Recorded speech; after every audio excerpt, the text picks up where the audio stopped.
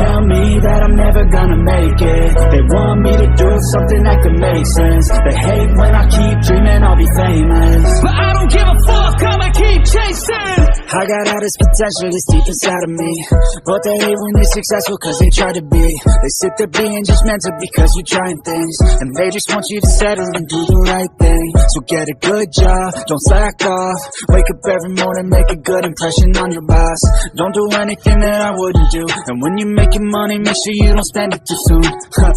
Fuck that, I'll do what I wanna do. I got a different path from everyone, and that includes you. Who are you to tell me how to live life? In these times it feels like nobody is right, yeah. So I'ma figure out what else will succeed, and then invest all of my time into that and proceed. I need whatever the hell could make me happy, and I don't think you have a clue what could that be. They tell me that I'm never gonna make it. They want me